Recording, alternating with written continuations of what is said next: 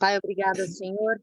Obrigada porque a gente pode escolher estar aqui, Senhor. Obrigada porque às vezes a gente nem imagina o quão bem-aventurado a gente é por poder Amém, escolher, Pai, Jesus. por poder Te ter a louvamos, escolha de Pai. ouvir a Tua palavra, por poder se reunir Amém, em Teu Pai. nome. Que essa seja Louvado mais uma seja o noite que Senhor. Teu Espírito opere, Pai, através da vida do Amém, Marcelo, Pai. Eu da clamo, Adri, Pai, Senhor, para nos nas revelar nossas aquilo que está vidas. no Teu coração, que abra o nosso coração e o nosso entendimento, Amém, Senhor, Pai. que nós possamos receber dessas revelações e retê-las no nosso coração, na nossa mente, no nosso Amém, espírito, Pai. Pai, que a gente possa sair daqui um pouco mais transformado, que a gente possa Amém, Pai. aprender e apreender tudo aquilo que a gente vir hoje e que realmente, Pai, a gente saia com novos entendimentos, com uma profundidade Amém, nova, Pai. Eu clamo para por a isso, honra e Pai. glória do Teu nome, Senhor. Amém. Amém, amém e amém. Bom, queridas, semana passada, né, quem não viu, aconselharia a ouvir, que a gente falou bastante dessa diferença da justificação e da santificação, né, que as pessoas fazem um pouco de confusão, e a gente gastou tempo nisso, até por isso que a gente não conseguiu correr tanto, né, que eu queria ter terminado no Efésios 5:4, mas acho que hoje a gente termina nisso. Mas a gente vai continuar do Efésios 4:17, só para a gente posicionar onde que a gente está nessa carta, né? No capítulo 4, se vocês lerem lá 4:1, ele começa fazendo... Calma.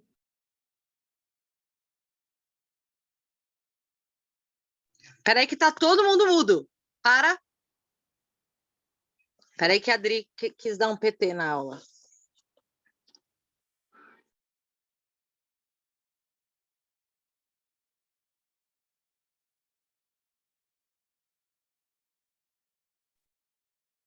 Marcelo, você não está falando e eu não consigo te destravar. Agora você espere que deu Estou falando. Agora deu. Pronto. Vocês ouviram alguma coisa ou não? Só ventríloco? Só a boca, assim? Então, vamos lá, né?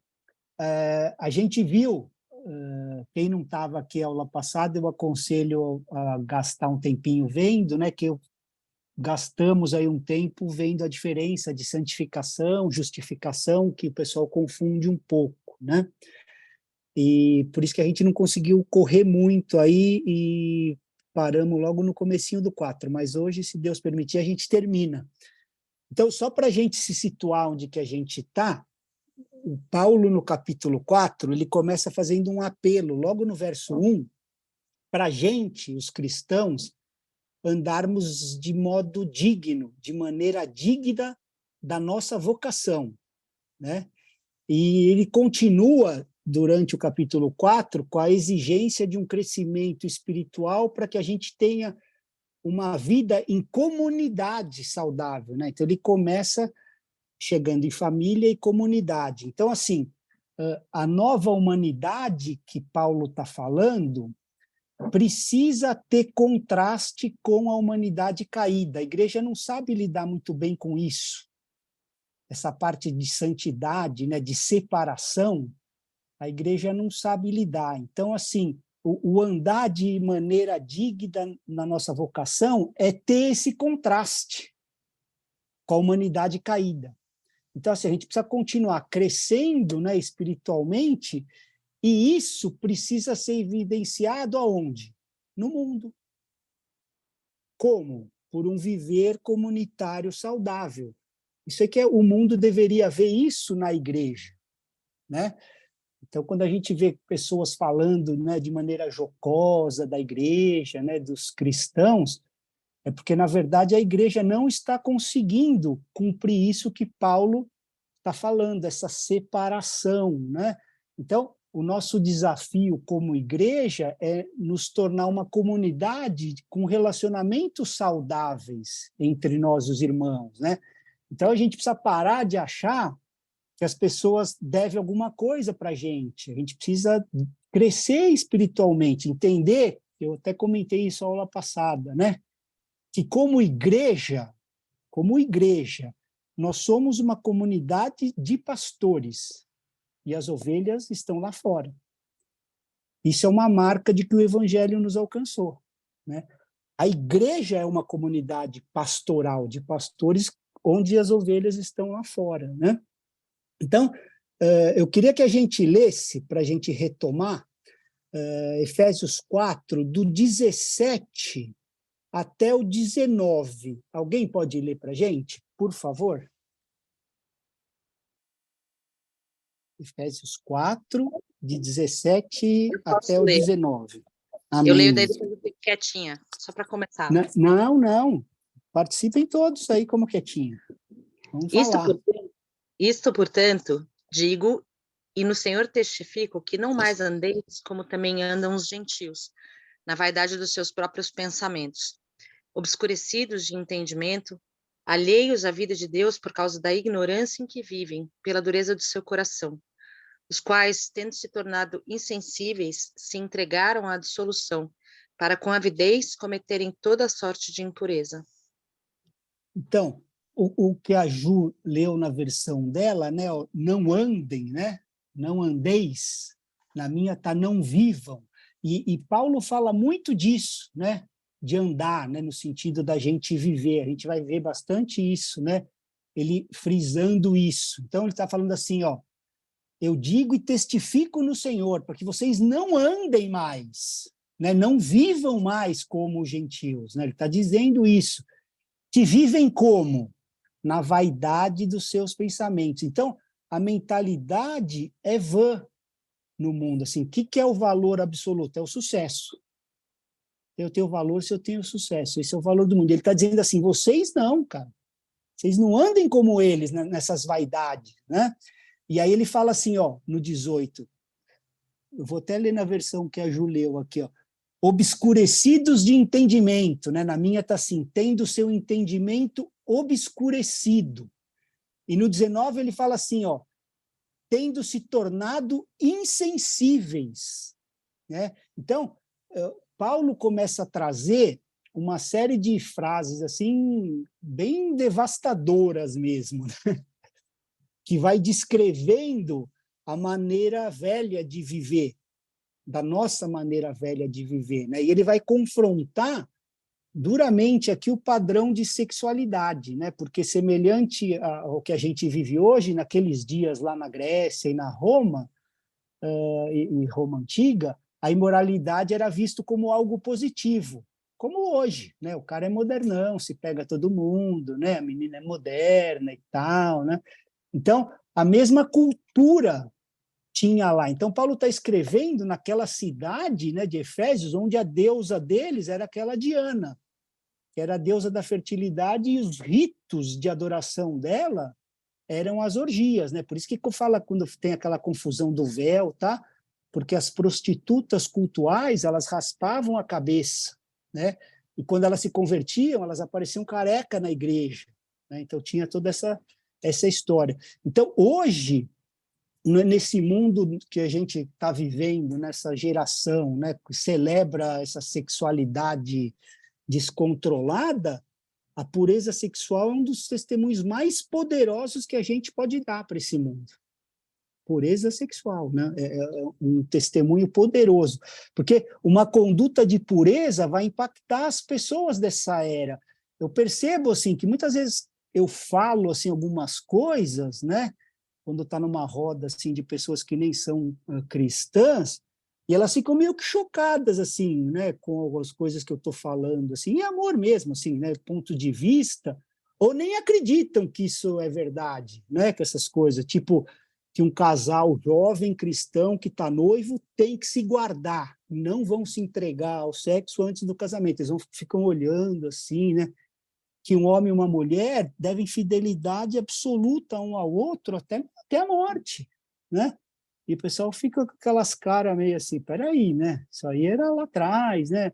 Então, Paulo está falando que eles perderam essa sensibilidade. Você viu que a gente leu lá? Tornaram-se, né, insensíveis para essas coisas, né?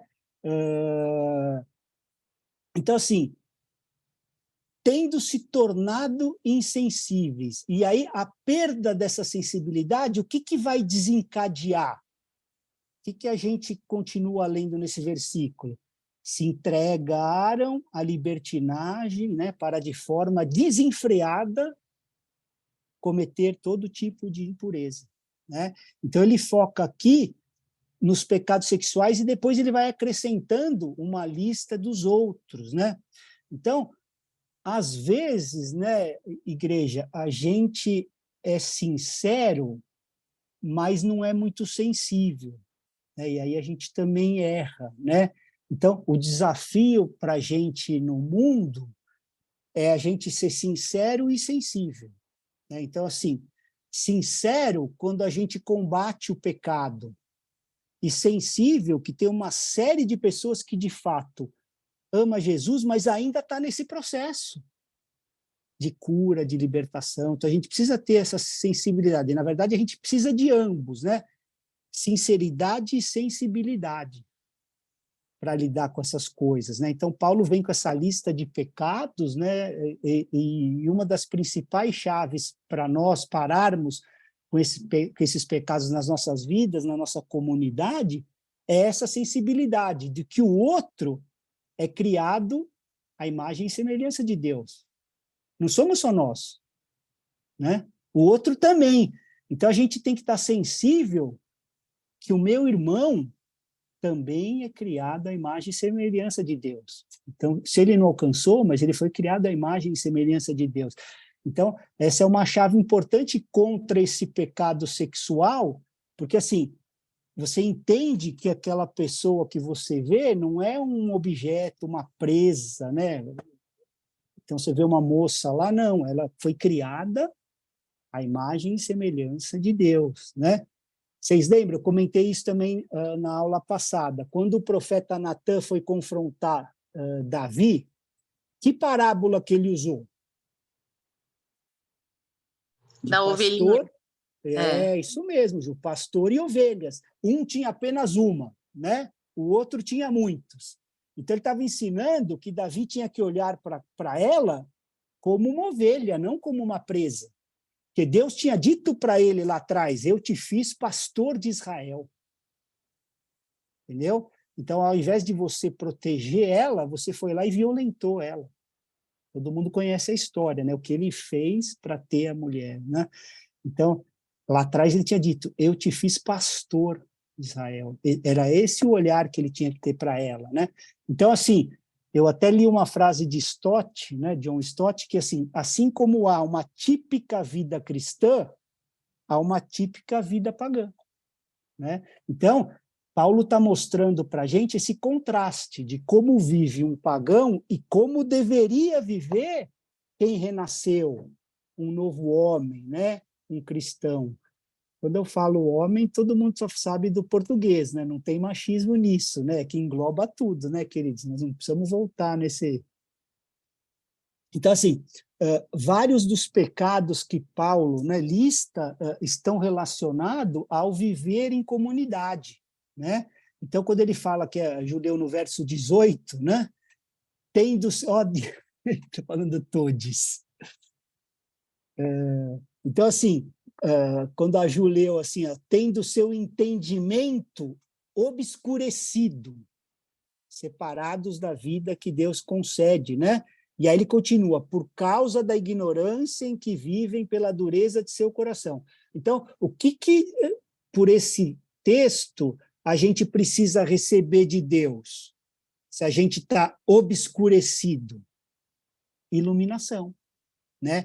Para entender que uma vida santa é uma vida alegre, mas enquanto a santidade ser vista por nós como uma coisa ruim, a gente não vai crescer nessa jornada de santificação. Quando a gente achar que é uma coisa que tosa, que tolhe, né, que é ruim, a gente não vai crescer. Então, Paulo está dizendo que eles estão cegos no próprio entendimento, né, o entendimento obscurecido, né, e está falando do quê? De decadência mental, espiritual e moral, né? Mas antes dessa decadência mental, o que ele falou? O que vem? A dureza de coração, né? Então, não é a ignorância que causa dureza de coração, a gente precisa entender isso. É a dureza de coração que causa a ignorância. A gente normalmente costuma inverter isso, e aí a gente transfere a responsabilidade. Ah, ele é ignorante, ele é muito ignorante. Então, a Bíblia diz que é porque ele é duro de coração, né? A ignorância não causa dureza de coração, é a dureza de coração que obscurece o entendimento. É o que Paulo está dizendo, né?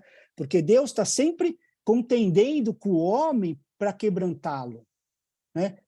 Mas é o homem que está sempre endurecendo a cerviz, né? Quanto mais ele endurece a cerviz, mais trevas cobre o entendimento dele. Por isso que o entendimento é obscuro, né? Então a gente precisa de iluminação no nosso entendimento, o nosso intelecto iluminado para entender as coisas do Senhor. E como que isso vai acontecer?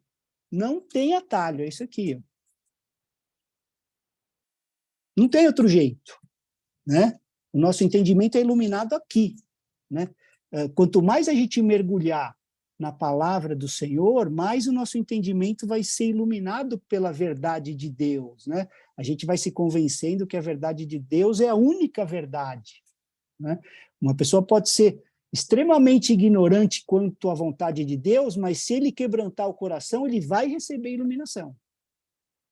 É o que Paulo está dizendo, né? Mas porque nós não aceitamos, né, os decretos de Deus, a gente endurece a cerviz, né, fica lutando. Não, isso não é para agora, agora é diferente.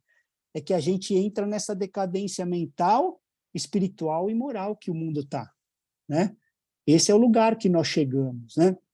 Então, assim, quando a gente perde a concepção de um Deus vivo, né, que se relaciona conosco, né, e a sociedade pagã perdeu essa concepção, ela também perde o alvo da perfeição da vida humana. E assim ela passa a vagar sem alvo, né? Sem esperança, sem limite. Essa sociedade é a figura disso. Ou a gente não está vivendo isso? Onde estão os limites? Onde está a esperança, né?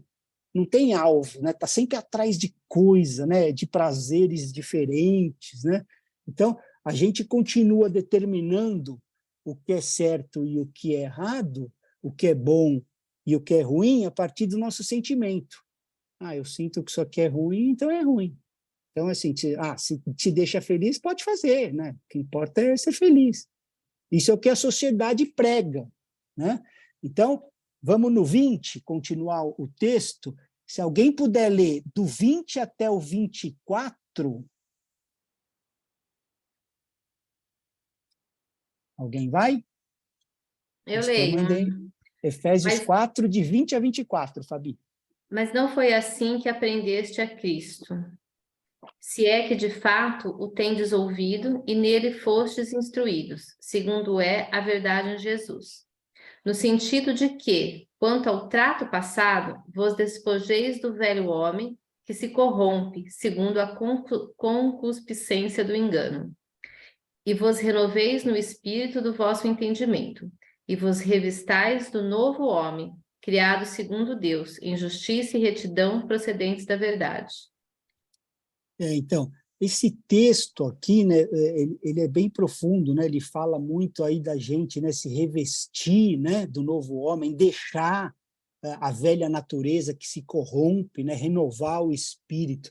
Então, assim, a gente precisa parar de querer ser protagonista da história, né? A história já tem um protagonista, né? A gente não precisa criar o nosso futuro. A história já tem um futuro determinado. A gente precisa entrar na história de Deus e ser um cristão extraordinariamente normal, comum, um coadjuvante. Eu sei que isso é difícil entrar na nossa mente, ainda mais com a teologia coach que está sendo pregada aí nos famosinhos. É difícil a gente entender isso, que a gente tem que ser um cristão extraordinariamente comum, né? Coadjuvante na história que já tem um protagonista, não somos nós, né? E aí Paulo vai falar desse processo da educação, né, da moral cristã. Então, assim, Cristo é a essência do ensino, é o mestre do ensino, é o contexto do ensino, né? É o que Paulo está afirmando o tempo todo, é o sujeito, é o objeto e a intenção do ensino. Não é sobre nós, não é sobre mim, não é a partir de nós, né? A gente não olha para alvo humano, né? A primeira evidência de uma nova vida em Cristo é a reorientação dos nossos desejos. Eles têm que mudar, né? Como que a gente nasce de novo e continua com os mesmos desejos do velho homem, né? Se a gente não mudar o nosso alvo, alguma coisa ainda está errada nesse processo. E a gente precisa ir atrás disso, né? O alvo da nossa vida é Cristo, né? Ele é o sujeito, de novo, o objeto e a intenção do ensino, né? Não é mais ninguém, né? Então, quando Paulo fala de se revestir, né, há uma vestimenta correta para a vocação cristã da igreja. Ela precisa entender isso. E essa vestimenta é a santidade, né? E, de novo, né, eu reforcei isso bastante a aula passada. Santidade não é perfeição nessa vida, né? Mas essa reorientação dos nossos desejos. São os nossos desejos reorientados a partir da palavra de Deus, né? A gente está focando em Jesus, né? A gente não vai estar imune ao pecado, mas a gente está focando em Cristo, né? Então, os desejos reorientados e essa sensibilidade restaurada para a gente passar esse amor e essa verdade, né? Então, a gente sabe, né, lendo a Bíblia, que o padrão para os santos é altíssimo, né? A gente vê no texto o tempo todo, né? Mas no final do texto, o Paulo está falando, né, desse monte de pecado terrível que estão cometendo, né, que não deveriam ser nem nomeados entre os santos, mas ele fala assim, ó, mas sedes benignos, misericordiosos, perdoem uns aos outros, assim como Deus, em Cristo Jesus, nos perdoou. Então, é assim, ele é extremamente sincero quanto ao pecado e, ao mesmo tempo, extremamente sensível em compreender que a jornada de santificação vai durar uma vida toda, né? Então, vamos ler o 25, a gente foi até o 24, vamos ler o 25, ó. Quem pode ler o verso 25?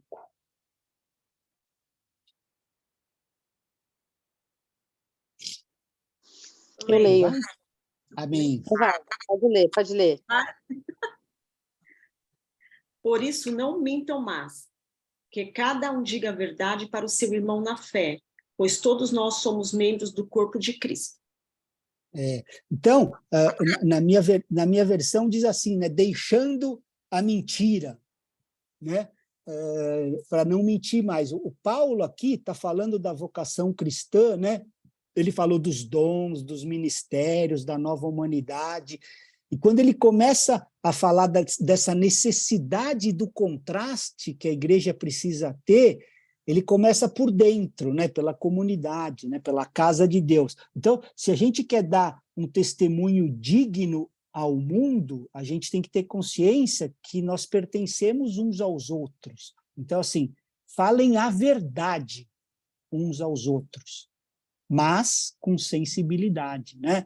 Eu não sei, assim, eu creio que vocês já perceberam aqui, né, que às vezes no púlpito, né, a gente pode até ter uma palavra meio rude, né?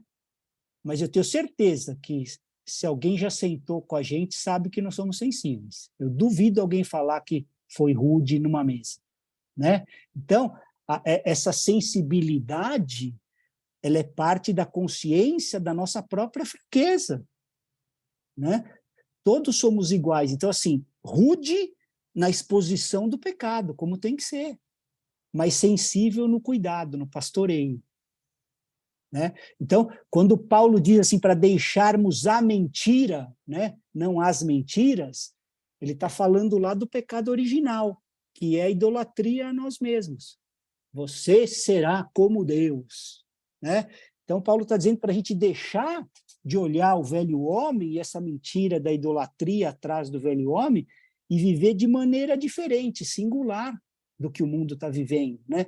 Então, esse deixar a mentira é deixar essa grande mentira, que você é que sabe o que é bom, o que é mal, né? Essa idolatria a nós mesmos. Não, deixa comigo, né? Eu estou dando um exemplo assim, mas cada um está vendo, não é no jeito de falar, mas é sempre, né, se essa mentira está no nosso coração, né? Não. Você será como Deus, você que sabe, né? Então, no 26, ele fala assim, ó, fiquem irados e não pequem. Não deixem que o sol se ponha sobre a ira de vocês. Então, muita gente lê esse verso, né, pensando que pode ficar com ódio, que pode se irar, só não pode ficar muito tempo odiando. Muita gente entende assim, né? Mas Paulo não está falando isso, né? Ele está falando sobre 2 tipos de ira. Quando nós olhamos para as escrituras de Deus, assim, tem a ira justa e a ira injusta. Então, Paulo está dizendo que Deus é sempre justo quando se ira com o pecado. E a gente é injusto quando se ira com o pecado do nosso próximo. Né? Então, assim, ele está dizendo mais ou menos aquela história assim de tem que ter ira contra o pecado, mas não contra quem está cometendo o pecado. Né? O pecado em si vai causar a ira de Deus, e Deus vai passar a odiar o pecador. Isso a gente não pode esquecer. Quem vai para o inferno não é o pecado, é o pecador. Né? Mas quando ele está dizendo aqui, ó, fiquem irados e não pequem, o que é uma ira que não peca? Né? Está falando aqui, ó, não pequem. É aquela ira que é motivada pelo orgulho, pela ofensa que fazem para nós. Essa é pecado. Né? Então, quando a gente se ira com alguém que nos ofendeu ou que feriu o nosso orgulho, essa ira é pecado. Né? Então, ficam irados contra o quê? Contra o padrão de vida que Paulo está descrevendo. Então, não é ficar irado contra minha esposa, né, meu marido. Paulo está dizendo assim, a ira do cristão é contra o padrão de vida desse século. Né? Por isso que ele diz, deixem a mentira, né, e fiquem irados com o padrão desse século, mas não pequem. Resumindo, né, é isso que ele está dizendo. Jesus não se irava? Claro que se irava. Né? Então, a ira contra a injustiça, a ira contra o sistema mundo, mas sem pecar. Então, Paulo sabia que para o homem é muito difícil lidar com a ira de uma maneira assim responsável, né? Quase sempre essa ira vira justiça própria, que ela vai ser motivada por orgulho ou pela ofensa. Então ele sabia disso. Então ele falou, ó, deixem a mentira e fiquem irados, ou assim, tenham ódio do padrão de vida que vocês tinham. Não da pessoa, né? Do padrão de vida que vocês tinham, não pequem. E aí ele vai no 16, ó, não deixem que o sol, no 26, não deixem que o sol se ponha sobre a ira de vocês. Né? Então, o que ele está dizendo? Que tem que ter uma dose certa, igreja. O cristão, assim, não pode viver nessa tensão o tempo todo. Tem que ter o tempo de alegria, né? Senão a gente vamos ficar pessoas amargas, né? Então, tem que ter essa dose certa, né? Ó, nem deem lugar ao diabo, no 27, né? Fiquem irados, mas cuidado, porque a ira não é uma coisa fácil de vocês lidarem, por isso não deem lugar ao diabo, né? E aí ele entra no 28. Quem pode ler o 28?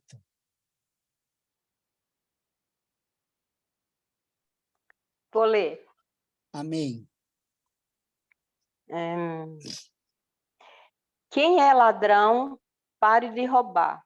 Em vez disso, use as mãos para trabalhar, com empunho e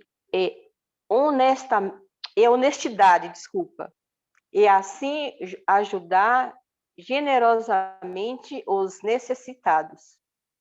Bem legal essa versão que a Alice deu. Ó. Então, o que Paulo está dizendo aqui, queridas? Só não roubar não é suficiente mais. Agora você tem que trabalhar com as suas próprias mãos e ser generoso com quem precisa. Então, a nova humanidade que Paulo está falando trabalha para si mesmo, mas é responsável e generosa. Né? E aí ele entra no 29, eu queria que alguém lesse do 29 até o 31.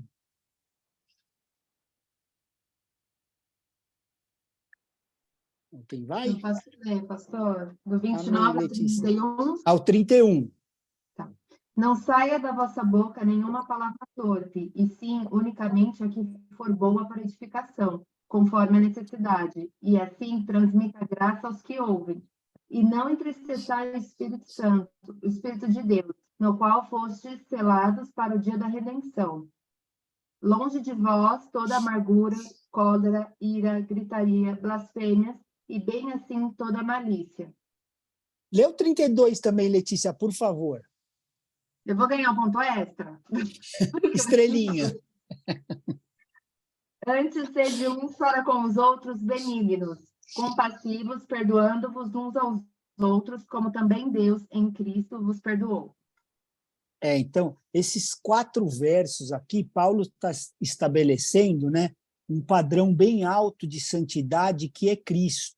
Né? Então, ele está dizendo que a comunidade cristã deve viver num contraste muito claro com essa era. Né? Mas entre nós devemos ser compassivos e devemos perdoar uns aos outros. Né? O que ele está dizendo, é assim que vivem os cristãos. E por que isso, igreja? Porque no passado nós vivíamos assim também e fomos perdoados por Deus em Cristo Jesus. Né? Então, o que é uma comunidade cristã saudável? É uma comunidade que perdoa o pecado sem ser conivente com o pecado. E a igreja não está sabendo lidar com isso. Ou ela rejeita os dois ou aceita os dois.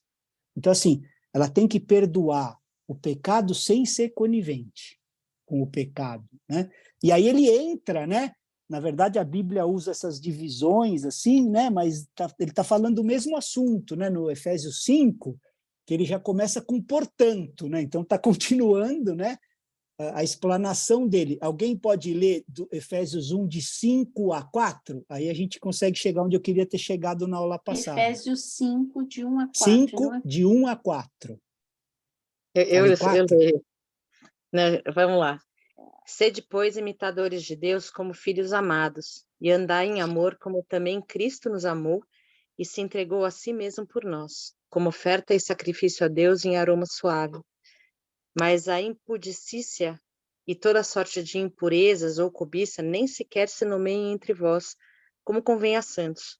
Nem conversação torpe, nem palavras vãs ou chocarrices, coisas essas inconvenientes, antes, pelo contrário, ações de graça. Então, Paulo, né, está falando aqui de mão e boca, né?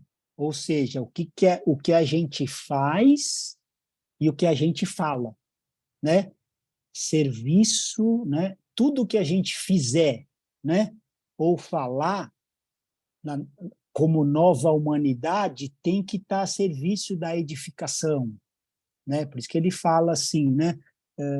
Sejam meus imitadores, né? Imitadores de Deus. Então, a ideia que Paulo tem aqui é que algumas atitudes nossas podem entristecer o Espírito de Deus, né?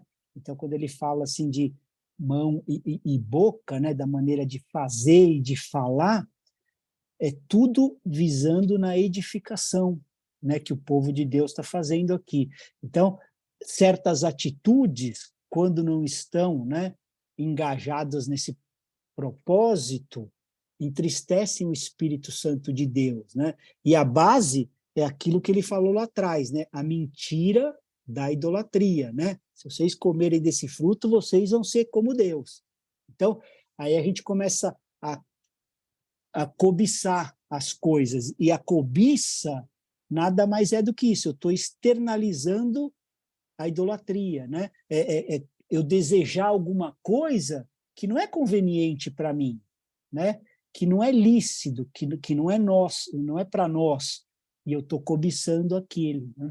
Então, a gente, como igreja, precisa assim, clamar ao Senhor para que ajude a gente nessa tensão, né? De entender que a santidade não será plena aqui nessa vida, mas ela tem que estar em constante crescimento. A gente tem que estar crescendo sempre em santidade, porque essa é a prova que a gente pertence ao Senhor. A separação, esse contraste, né? Se não há um contraste, né, da nova humanidade com a velha, o que a igreja está mostrando para o mundo? Né? Então, a gente precisa entender isso, né? Que mesmo que ela não seja plena, a santidade, a gente tem que estar sempre crescendo nela, de grão em grão, né? De glória em glória, como diz a palavra, a gente crescendo, né? Porque isso vai provar que nós pertencemos ao Senhor, né? E aí a gente entra no 5:4. Vamos ler, que a gente ainda tem um tempinho, acho que dá para a gente ir para frente aí. Ó. Queria ter ido na aula passada até o 4, a gente conseguiu. Vamos, então, engatar Efésios 5:5 até o 21, que é o 21, vai ser até o 20. Não, 21, porque, na verdade, eles dividem aqui, mas é legal não dividir. Vamos, Efésios 5:5 até o 21. Se alguém puder ler, nós ainda temos aí 15 minutinhos, dá para a gente... Alguém se voluntaria? Eu leio. Amém, Fabi. Sabei, pois, isto: nenhuma incontinente ou impuro ou avarento que é idólatra tem herança no reino de Cristo e de Deus. Ninguém vos engane com palavras vãs, porque por essas coisas vem a ira de Deus sobre os filhos da desobediência. Portanto, não sejais participantes com eles. Pois outrora eres trevas, porém agora sois luz no Senhor, andai como filhos da luz. Porque o fruto da luz consiste em toda bondade, justiça e verdade, provando sempre o que é agradável ao Senhor. E não sejais cúmplices nas obras infrutíferas das trevas, antes, porém, reprovai-as, porque o que eles fazem em oculto, o só referir é vergonha. Mas todas as coisas, quando reprovadas pela luz, se tornam manifestas, porque tudo que se manifesta é luz. Pelo que diz: desperta, ó tu que dormes, levanta-te de entre os mortos, e Cristo te iluminará. Portanto, vede prudentemente como andais, não como necios, e sim como sábios, remindo o tempo, porque os dias são maus. Por esta razão, não vos torneis insensatos, mas procurai compreender qual a vontade do Senhor, e não vos embriagueis com vinho, no qual há dissolução, mas enchei-vos do Espírito. Falando entre vós com salmos, entoando e louvando de coração ao Senhor com hinos e cânticos espirituais, dando sempre graça por tudo a nosso Deus e Pai, em nome do nosso Senhor Jesus Cristo, sujeitando-vos uns aos outros no temor de Cristo. Amém. Então, vocês veem aqui que Paulo continua, né? Em algumas versões está andem, né? No verso 8, que a Fabi leu, porque no passado vocês eram travas, mas agora vocês são luz do Senhor, andem, né? Ou vivam como filhos da luz, né? Depois, mais para frente, no 15, né? Ele fala de novo: tenham cuidado com a maneira como vocês vivem, né? E vivam não como tolos, mas como sábios. Então, ele está falando a respeito dessa nova vestidura, né? Da gente se vestir adequadamente para a nova realidade que a gente tem em Cristo Jesus, né? E aí tem dois textos que eu queria trazer aqui no contexto para a gente entrar nisso, né? Quando a gente começa o capítulo 4 de Efésios, né? Que fala assim, né? Ele fala: por isso eu, o 4:1, né? Prisioneiro no Senhor, peço que vocês vivam, né? Ou andem, em algumas versões, de maneira digna da vocação que foram chamados, né? E pelo menos 5 vezes essa palavra, né? Andar ou viver, conforme está na minha versão, está reforçando esse tipo de comportamento daqueles que são a nova humanidade, né? Ele explicou para a gente, no capítulo 3, na verdade, desde o capítulo 2, ele está dizendo que que Deus, em Cristo, está criando um novo tipo de gente, né? Está criando uma nova raça, que Paulo vai chamar de novo Adão, que Adam, né, é a mesma palavra, para homem e humanidade, assim como Israel, né, uma pessoa e uma nação. Então, ele está dizendo isso, que ele está desde o capítulo 2, Deus em Cristo está criando um novo tipo de gente, cara, vocês têm que entender isso, né? É um reset aqui, e ele está... E aí no 4:17, ele reforça onde a gente começou hoje, isso, portanto, digo e no Senhor testifico, não vivam mais como os gentios, né, que vivem na vaidade dos seus próprios pensamentos. Então, de acordo com Paulo, o que é viver de modo digno da nossa vocação? É não viver de acordo com o padrão desse mundo. É simples assim, é não viver de acordo com o padrão dessa era, né? E a pergunta que eu faço para nós, né, não para vocês, mas para nós, é assim: nós temos andado de maneira a contrastar o jeito que vivem os incrédulos? Há um contraste ou a gente está procedendo como os incrédulos, né? Então, essa é uma questão que a gente precisa enfatizar na nossa vida, né? Nós, os que cremos, né, no Evangelho da Justiça pela fé, e aí enfatizando a santificação, né, como uma obra de Deus em nós, fruto dessa redenção, mas a gente tem que entender que isso tem que trazer em nós um procedimento distinto do mundo, né? Por isso é que Paulo está dando ênfase aqui, não vivam mais como vivem os incrédulos, né? É necessário esse contraste no nosso procedimento. Por isso que o mundo está confuso, porque a igreja está com uma crise de identidade, né? E tem que haver esse contraste no procedimento cristão, né? Isso é que Paulo está falando. Todo o assunto de Paulo vai desembocar, a gente vai, né, até o fim desse livro, num novo protótipo de família, numa nova sociedade. A gente vai continuar falando disso, né, mais para frente.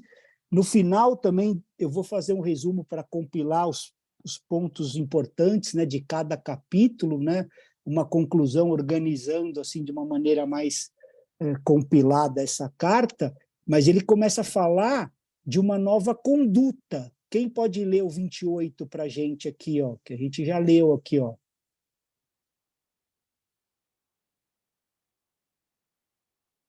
Eu leio. Então vai. Aquele que roubava, não roube mais. Pelo contrário, trabalhe, fazendo com as próprias mãos o que é bom, para que tenha o que repartir com os necessitados. Então, é tremendo que Paulo fala assim, né? Aquele que roubava, não roube mais, né? Isso aí, para nós, é óbvio, né? Mas para que o nosso comportamento seja distinto e condene o procedimento, né, dos ímpios, tem que haver um contraste, né? Então, assim, o quanto a gente condena o comportamento dessa era. Então, ele diz que não é suficiente só você trabalhar, você parou de roubar e você está trabalhando. Porque, na verdade, até o incrédulo trabalha, ou todos os incrédulos são bandidos? A gente sabe que não, né? Então, é que essa sociedade está tão doente, eu não sei se vocês já presenciaram isso, mas eu já presenciei mais de uma vez. Tipo, a pessoa entrando lá, um vendedor no ônibus, falando assim, eu podia estar roubando. Estou aqui vendendo, sabe? Tipo, eu roubo. Então, o que Paulo está dizendo assim, se eu roubava a bicicleta, agora eu trabalho para ter a minha e ainda ajudo um trabalhador a comprar dele.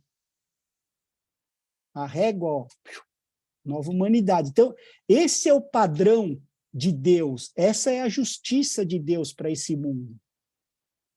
E a igreja está em crise. Então, o que nos distingue não é a gente não apenas não praticar o pecado, é a gente exceder em justiça. Esse é o nosso chamado, né? O problema é que vem baixando o padrão, né, do cristianismo, né? Ele vai, se a gente pega a leitura aí do século XVIII, parece que é outra coisa. Você lê os livros de agora e lê aquilo, porque o padrão foi baixando, né? Está muito baixo.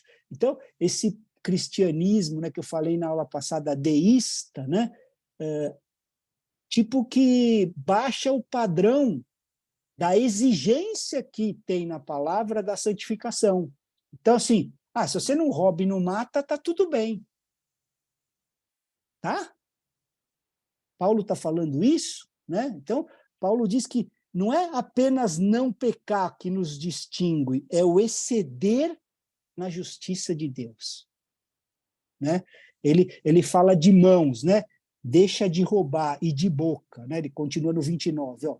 Não saia da boca de vocês nenhuma palavra suja, mas unicamente a que for boa para edificação, conforme a necessidade, e assim transmita graça aos que ouvem, né? Então é um desafio, né? Como a gente já viu nas aulas passadas, embora a nossa santificação não seja plena nessa vida, ela tem que estar sempre em crescimento. A gente só vai alcançar a plenitude na vinda de Cristo, mas não é por isso que a gente vai baixar o padrão, porque é uma exigência do povo de Deus a santidade. E aí ele continua assim, ó, e assim transmita graça aos que ouvem, né? Então, as palavras de edificação, elas são como graça para aqueles que recebem, quando a gente edifica, né? Mas essa nossa geração é só chocarrice, né? Tinha na versão que a Ju leu lá, é só bobagem. Você olha a rede social, você vê que é só platitude, é só uma frase bonita, de efeito, aí você vai ver o que tem dentro, não tem nada. E todo mundo, né? Aí você bota, de vez em quando você vê um texto bom, com princípio, assim, não tem nada, nem leem. Tem uma frase lá, né, tipo Leandro Carnal, fica aquele, né, multidão de like, né? Então, Paulo está trabalhando, desde o verso 17, nessa nova natureza, né, que é um novo protótipo de homem, uma nova família e uma nova sociedade, né? Não sei se a Ju lembra, uns anos atrás eu falei isso, lá em Ribeirão Preto, um protótipo de família, em cima desse texto, né? Era basicamente isso que eu estava falando, né? Então, se a gente procurar um modelo de família, né, um modelo de sociedade que não seja oriundo da obra da redenção, do Evangelho, a gente vai falhar, nunca vai alcançar. Por isso é que a família com os preceitos e os princípios bíblicos só é possível se for formada por pessoas nascidas de novo. Senão, não é possível. Né? Então, a gente hoje vive numa crise, tipo, né, a gente ouve uma coisa lá que não é legal de uma empresa, vamos boicotar. Né? Então, assim, a gente cobra a vida de quem está morto e aceita a morte dentro da igreja. Então, eu não vou no Burger King porque falou isso e aceito a morte dentro da igreja. Então, a gente não pode exigir, né, de pessoas que não nasceram de novo que elas vivam com o padrão do céu. A gente tem que levá-las a nascer de novo. Né? Então, Paulo está trabalhando que tem que ter esse contraste, né? Que essa carta, no finalzinho, vai desembocar nisso, num novo protótipo de casamento, num novo protótipo de família, num novo protótipo de sociedade. Esse é o tema final que a gente vai ver nos capítulos 5 e 6.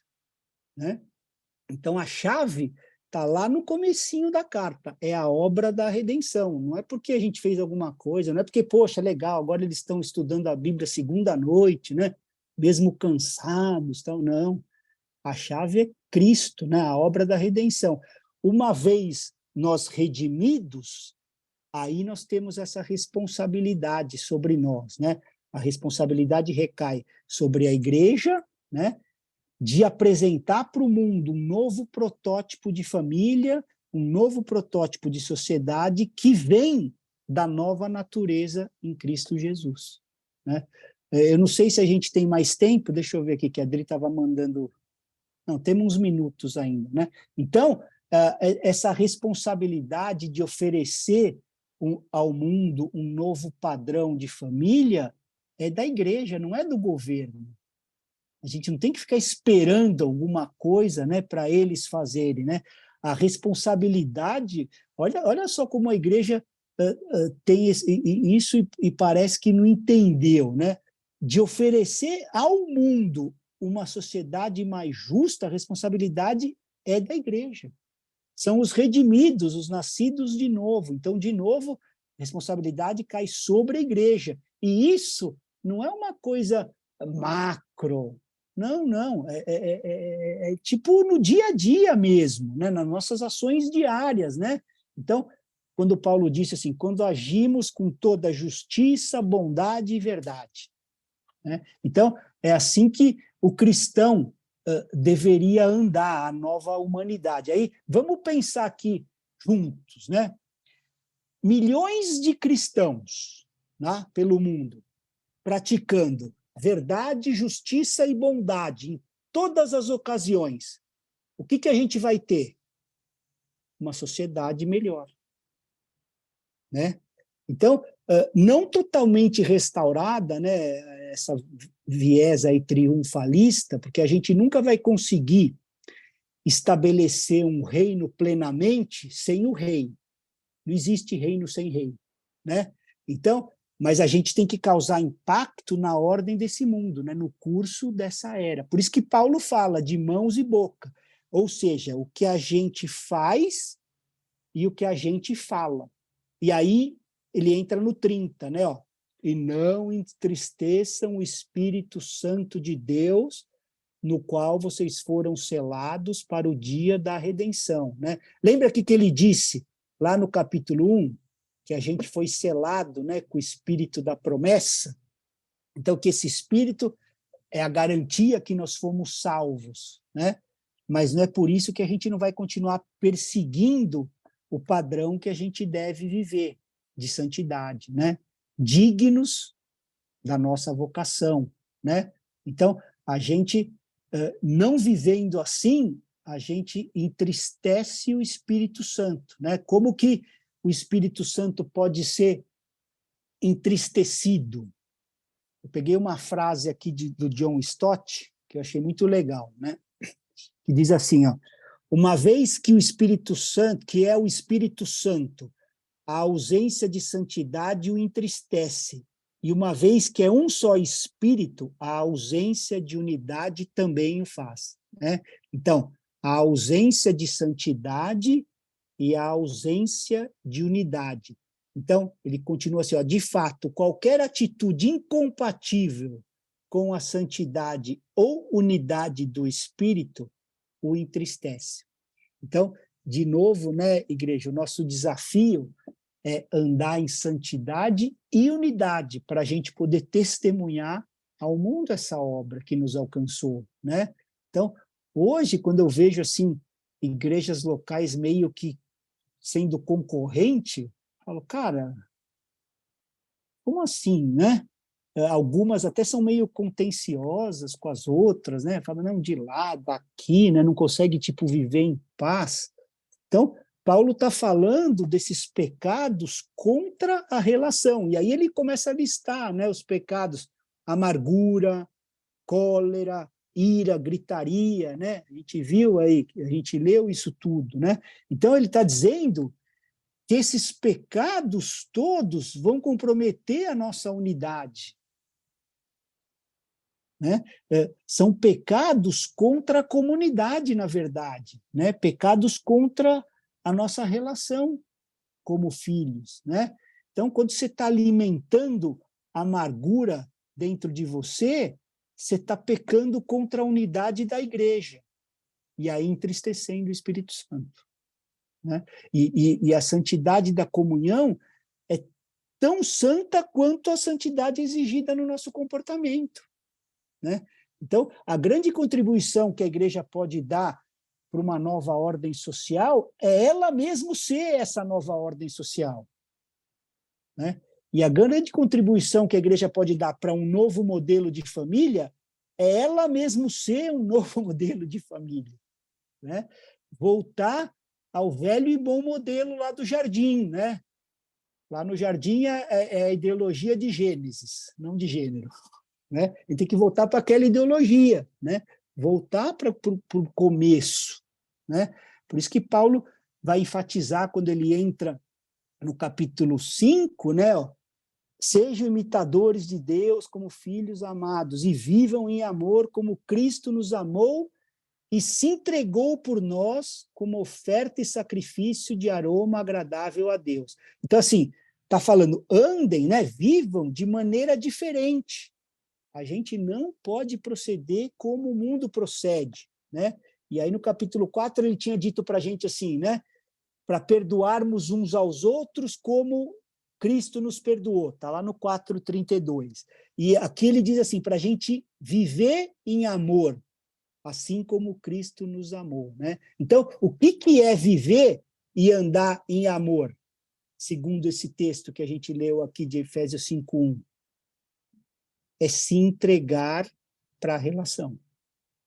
É o que ele está dizendo assim, não tem como dizer que a gente ama se a gente não se entregar, né? A gente tem que reavaliar como cristão o nosso conceito de amor, a qualidade do nosso amor, né? Ele diz que essa entrega pela relação é uma oferta e sacrifício a Deus de aroma agradável, né? Então, assim, vivam em amor como também Cristo nos amou e se entregou por nós. E isso, essa entrega por amor, pela relação, é uma oferta e sacrifício de aroma agradável a Deus, né? Então, a gente tem que reavaliar o conceito do nosso amor, né? Cada um individualmente, né? Nós estamos nos entregando nessa relação, né? E aí ele começa a entrar na imoralidade sexual, né? Na impureza, na avareza, mas isso a gente vai começar a ver na aula que vem, né? Já passamos aí alguns minutos, aí a gente entra e aí a gente termina o capítulo 5, se Deus permitir. Amém? Amém. Alguma dúvida do texto? Eu ia aconselhar vocês a relerem, né? Essa carta que é tremenda, e aí tendo dúvida também quem não viu a aula passada, que a aula passada botou bastante fundamento, né, do que a gente viu hoje, então era legal ter assistido também, né, para a gente não perder essa parte da justificação, né, que é a posição legal, com a santificação, que é a nossa condição interna, né, essa diferença entre uma e outra, né? Acho que o Marcos não colocou ainda no YouTube, né, a aula passada. Não sei. Não sei. Porque acho assim, que não. Eu tentei olhar. A justificação, né, ela é a mesma em todos os crentes, né? Não tem ninguém mais justificado que ninguém, ok? Agora, a santificação é maior em alguns do que em outros. E aí E é um processo eterno, né? E a pergunta é por quê, né? Todo mundo sabe a resposta, né? Porque está na nossa mão, né? Esse é o argumento que Paulo está ensinando para os Efésios, né? Então a gente não pode exigir, né, a perfeita santificação nessa vida, né? Porque senão a gente vai ficar moralista, né? E ao mesmo tempo não pode reduzir o padrão da santificação, porque a gente vai incentivar a permissividade, né? Então, mesmo que é um processo eterno que a Ju falou, né, não vai se completar nessa vida, ela nunca pode deixar de aumentar nessa vida, né? Para a gente não entrar nesses dois extremos aí, né? Amém? Semana que vem a gente entra, então, que aí Paulo